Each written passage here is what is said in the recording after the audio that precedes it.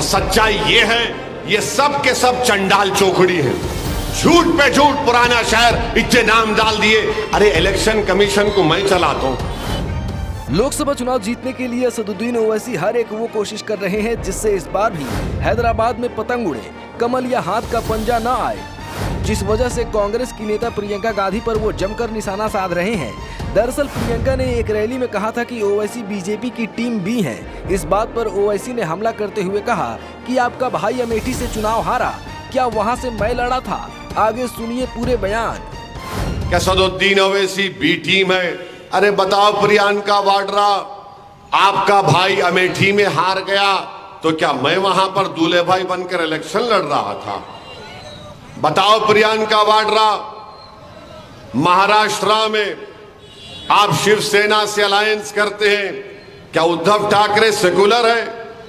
वो शिवसेना जिसके लोग 6 दिसंबर के दिन कहते हैं कि हमने जाकर वहां पर बाबरी मस्जिद को शहीद किया, आप उनके साथ बैठे हुए हैं। बताओ प्रियंका वाड्रा, पिछले बार 190 सीटों पर आपका और बीजेपी से मुकाबला हुआ, मैं नहीं था, आप 16 सीट जीते और मां बाकी सीट पर बीजेपी कामयाब हो गई।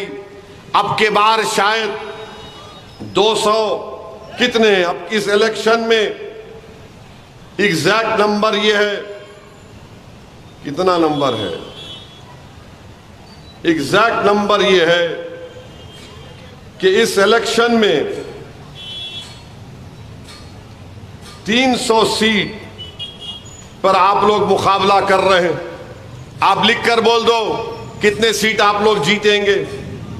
यानी 2019 में 92% सीट आप हार गए। और बताओ प्रियंका वाड्रा, आप आम आदमी पार्टी से आपका अलायंस है दिल्ली में, वो बीजेपी का साथ देती है 370 निकालने में कश्मीर का। उत्तराखंड में यूनिफॉर्म सिविल कोड बीजेपी लाती तो आपकी पार्टी के एमएलए वॉइस वोट के जरिए यूनिफॉर्म सिविल कोड की तायीद करते हैं और हमसे कहते हैं हम बी टीम है। और ये बोलते हैं बी टीम, ये प्रियंका वाड्रा, गुजरात में 84 से तुम जीत नहीं पा रहे, एक मुस्लिम एमपी को कामयाब नहीं कर रहे, मैं जिम्मेदार हूं। मध्य प्रदेश तुम हार गए, छत्तीसगढ़ तुम हार गए, मैं जिम्मेदार हूं। अरे कभी अपने गिरेबान में झांक कर देखो, बहुत गलतियां कमजोरियां तुमको नजर आएंगी। तुम्हारे पार्टी के लोग जाकर मिल जाते हैं बीजेपी के साथ और हम पर उंगलियां उठाई जाती हैं, तो मालूम हुआ कि मंजलिस की ताकत सबको आंखों में चुभती है। मोदी परेशान, अमित शाह परेशान, तो इधर ये भी परेशान। मैं ये नहीं कहूंगा कि फंस गई रजिया गुंडों में, मैं ये कहूंगा कि हम आज एक ताकतवर पार्टी बन चुके अल्हम्दुलिल्लाह। जो कुर्बानियां हमारे बुजुर्गों ने दी, जो मेहनतें और काविशें उन्होंने की, आज मंजलिस को मुकाम हासिल हो गया है। इनको डर क्या है मैं बता रहा हूं आपको। इनको डर यह है कि जिस दिन असदुद्दीन ओवैसी की पार्टी जो मजमा यूपी, बिहार, झारखंड में आ रहा है, अगर वो मजमा वोट में तब्दील हो जाएगा तो फिर इनकी दुकानें बंद हो जाएंगी। अच्छा प्रियंका वाड्रा, जरा तुम पूछो उसको, तुम्हारे कांग्रेस के नेता से, क्यों तुमने दिया बीजेपी के ये कैंडिडेट को लेटर? पढ़ो, ये सब मिले हुए हैं। इनको एक ही मकसद है कि हैदराबाद से कैसे मंजलिस की कामयाबी को रोकना। इनको नफरत है कि भारत की पार्लियामेंट में जितने बीजेपी के कांग्रेस के एमपीज हैं वो मेरे पास आकर बोलते कि भाई तुम 5-6 मिनट में इतनी बात कैसा बोल सकते, तुम पूरा किस्सा 5-6 मिनट में बयान कर देते। तो मैंने कहा यह सूरह फातिहा का करम है, यह सूरह फातिहा का करम है, यह मेरे अल्लाह का करम है, यह मेरे अहले दिल की दुआएं हैं। मेरे भाई 6 मिनट में ये परेशान होते हैं कि 6 मिनट में कैसा बोलता है, ये अल्लाह का करम है, आपकी दुआएं हैं। दुआएं हैं मेरे मरहूम बाप की और मेरी मां की। इनको समझ में नहीं आता, इसीलिए इस 6 मिनट की तकरीर को रोकने के लिए और हम जो हिंदुस्तान के कोने कोने में जाकर लोगों में एक शऊर बेदार कर रहे हैं, सियासी शऊर, इनको तकलीफ हो जाती है। अगर ये और करेगा, अगर ये और पैदा करेगा सियासी शऊर, तो हमारी दुकानें बंद हो जाएंगी, तुम्हारी दुकानें बंद होंगी इंशाअल्लाह ताला। तुम्हारे सियासी इस्तेसाल की दुकानें बंद होंगी भारत में। तुमने हमको इस्तेमाल किया, तुमने हमको बर्बाद कर दिया। क्या है बताओ हमारे पास, क्या मिला हमको बताओ?